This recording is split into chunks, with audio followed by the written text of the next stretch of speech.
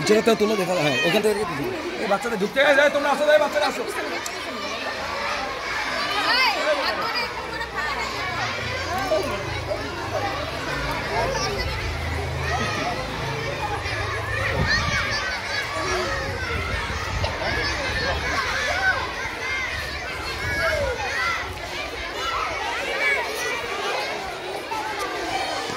ছাত্রছাত্রীরা হাতে নিয়ে যাচ্ছে হাত নিয়ে যাও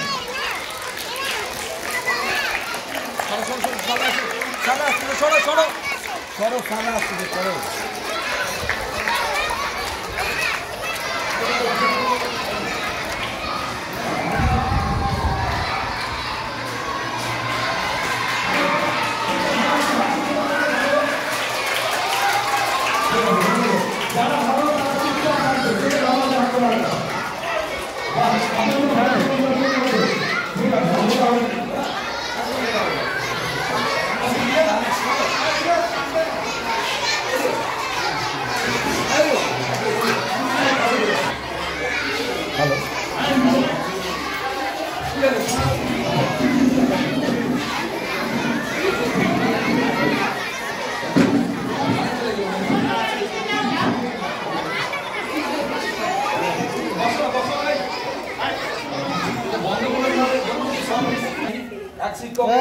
এক স্যারের হচ্ছে অন্যত্র নতুন চাকরি হওয়ার জন্য এবং এক শিক্ষকের আমাদের প্রধান শিক্ষক নিজেই স্বেচ্ছায় অব্যাহতি নিচ্ছেন ও ওনাদের বিদায়ী সম্বোধনার জন্য আজকে আমাদের এই অনুষ্ঠান।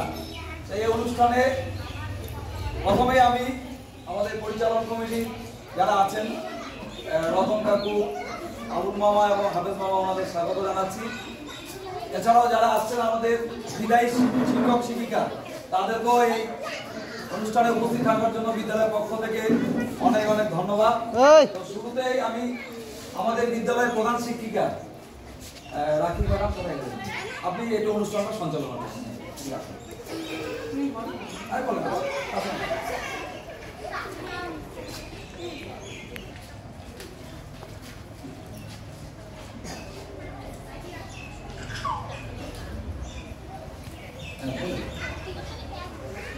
নমস্কার। এখানে উপস্থিত মাননীয় যুগ্ম সম্পাদক রতনচন্দ্র দাস মহাশয় এবং উপস্থিত মাননীয় যুগ্ম সম্পাদক হাফেজ আলী কাপ্তান মহাশয় এবং উপস্থিত মাননীয় সহসভাপতি আবুল হোসেন মহাশয়, উপস্থিত সমস্ত আমার সহশিক্ষক ও শিক্ষিকারা এবং উপস্থিত সহপ্রধান শিক্ষক কৈনুর পাঠান, উপস্থিত মর্নিং শিফটের ইনচার্জ মোহাম্মদ রাসেল এবং উপস্থিত মানে ওনাকে আমি প্রাক্তন বলতে পারছি না, আব্বাস আলী মহাশয়, গৌরাঙ্গ শর্মা, সব প্রাক্তন সহশিক্ষক এবং রিয়া রায়, এদের আজকে বিদায় সম্বর্ধনা দেওয়া হবে। তো প্রথমেই এদেরকে বরণ করে নেওয়ার জন্য অনুরোধ করব আমাদের বিদ্যালয়ের যুগ্ম সম্পাদক মাননীয় রতনচন্দ্র দাস মহাশয়কে। মহাশয়কে ফুলের তোড়া তুলে দিচ্ছে আমাদের বিদ্যালয়ের যুগ্ম সম্পাদক রতনচন্দ্র দাস মহাশয়। এরপর আমাদের বিদ্যালয়ের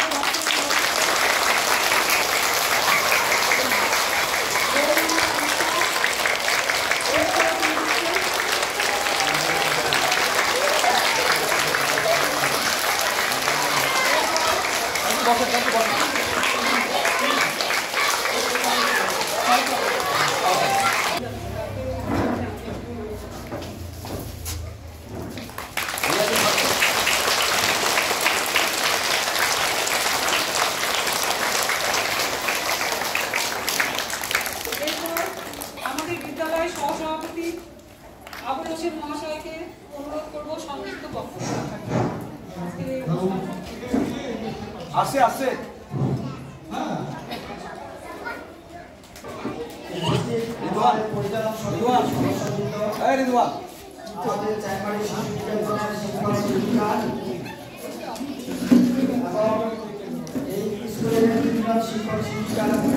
যারা এই মঞ্চে উপস্থিত রয়েছেন তাদেরকে আমি সাদরে অবর্তনা জানিয়ে এই স্কুলের একজন পরিচালনা কমিটির সদস্য হিসাবে আমার আন্তরিক শুভেচ্ছা জানাচ্ছি।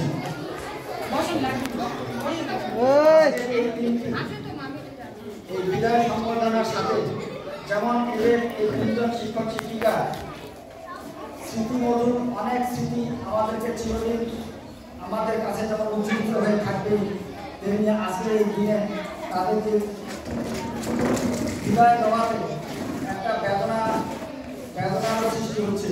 তবে আশা এই দিনে আমরা আশা করি যে এরা যে তার কর্মসংস্থানে এবং ভবিষ্যৎ জীবনে প্রতিষ্ঠা লাভ করুক, এরা ভবিষ্যতে আরো বেশি সুখী হোক, প্রতিষ্ঠিত হোক, এই কামনার সাথে আমরা তাদের এই বিদায় সময়টা তাদের ভবিষ্যৎ উন্নয়নের পথে বিদায় দিতে পারছি।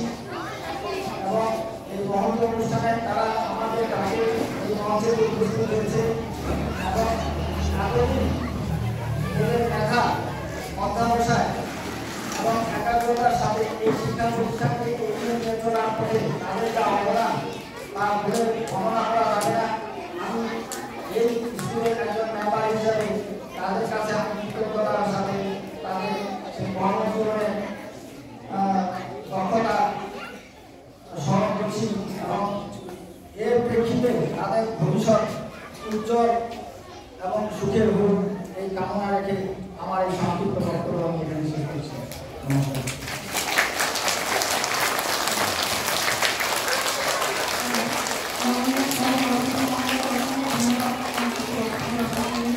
এবারে আমাদের বিদ্যালয়ের বিদায়ী শিক্ষক শিক্ষিকারা যদি সম্বন্ধে কিছু বলেন তাহলে প্রথমে আব্বাস আলী মহাশয়কে অনুরোধ করব কিছু বলার জন্য।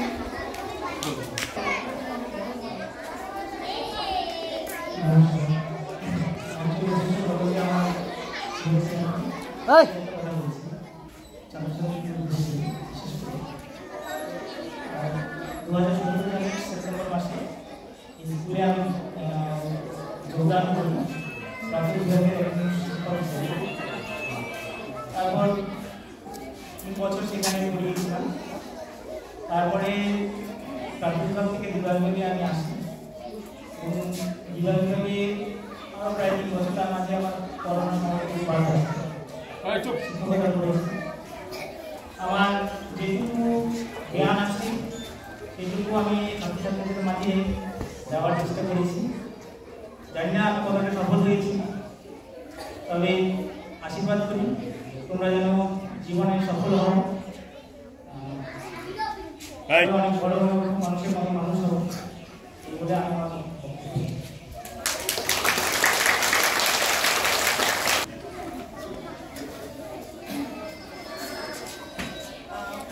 প্রথমেই আমার সমস্ত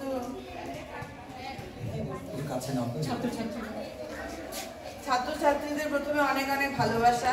আর আমার যারা বড় আছেন, পরিচালন সমিতি, আমার যারা সহকর্মী যারা আমার বড়, তাদের সবাইকে আমার নমস্কার। আর আমার সহকর্মীদের সবাইকে আমার ভালোবাসা। কি বলবো আমি বুঝে উঠতে পারছি না। এই স্কুলেই আমার শিক্ষা জীবনের শুরু আর আমার কর্মজীবনের শুরু এই স্কুল থেকে। আমি আমার জীবনে যতটুকু শিখেছি এই স্কুল থেকেই শিখেছি। আর আমার সেই শিক্ষা থেকে আমি যতটা পেরেছি আমি এই আমার বাচ্চাদের দেওয়ার চেষ্টা করেছি। জানি না কতটা সফল হয়েছি, তবে আমি আমার মতো করে চেষ্টা করেছি। প্রায় 16 বছরেরও বেশি সময় ধরে আমি এখানে শিক্ষকতা করেছি। তো অনেক ভালোবাসা পেয়েছি জীবনে, যেটা সব থেকে বেশি মানে কি বলবো, এই এতদিন শিক্ষকতা জীবনে যেটা আমার সব থেকে বড় পাওনা তা হলো এই বাচ্চাদের ভালোবাসা। আজকে যখন মানে কালকে আমি সারা রাত ঘুমাতে পারিনি। আমার কাছে কি বলবো, মানে আমি ভাবতে পারছি না যে আমি আর এই স্কুলে আসবো না, এই এটা আমার। তো তোমরা ভালো করে পড়াশোনা করো, জীবনে সফল হও, তোমাদের যা যা ইচ্ছে। এই যে আমাদের প্রণবের হিরো হওয়ার খুব ইচ্ছে, আশা করি ও হিরো হোক, হিন্দি সিনেমার হিরো হবে, আমরা তাকে সিনেমার পর্দায় দেখবো। তো এই সবার ইচ্ছে পূরণ হও, ভালো করে পড়াশোনা করো, জীবনে উন্নতি করো। শুধু পড়াশোনা নয়, মানুষের মতো মানুষ হবে। বারবার বলেছি, শুধু পড়াশোনা করলে হবে না, একজন ভালো মানুষ হতে হবে। এই আর আর কিছু বলার নেই আমার। ধন্যবাদ সকলকে।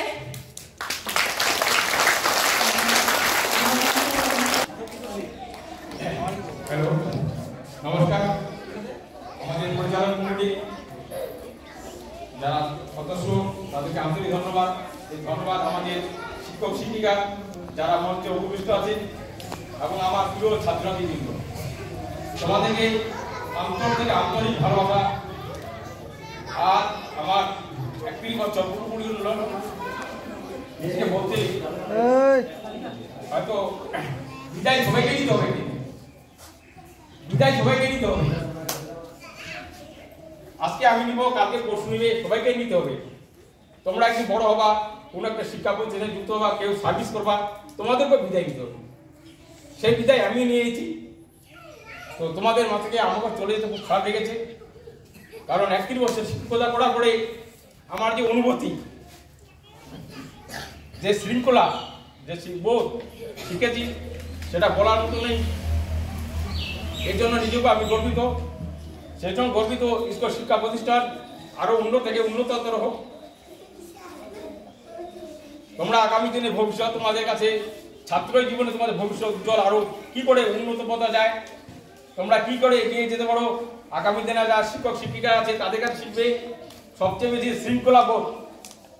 এই শৃঙ্খলা বোধ যদি আমরা না শিখি, ছাত্র জীবনে সবচেয়ে বেশি মায়ের পড়াশোনা, মায়ের ডাকবা, যেটা পিছনে পড়া শৃঙ্খলা বোধ।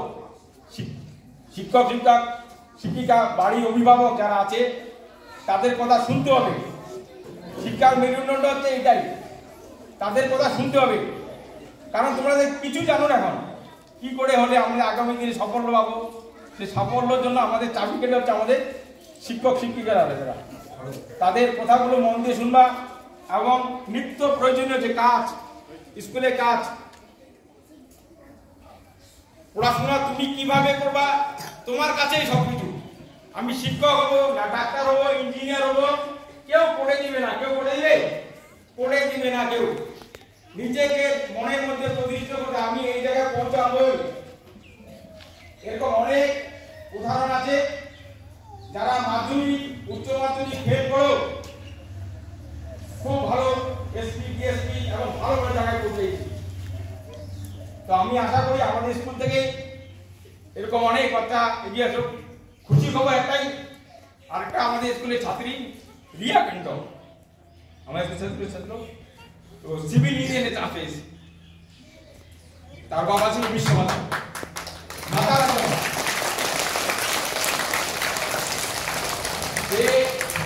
প্রয়োজনে আমি তার বাড়ি গেছি, তার বাবাকে বলছি তোমার মেয়েটা ভালো, তুমি দারু খাওয়া বন্ধ করে দাও। আমি 2-3 বার গেছি রিয়া কেন্দ্র বাড়ি। যা হোক, ভগবান ওপর শুরু করা করছে। রিয়া কেন্দ্র আমাদের একদম পিছিয়ে পড়া, তিনি সিভিল সার্ভিস তার মালদায় চান্স পেয়েছেন। তার জন্য একটা হাতে দেব।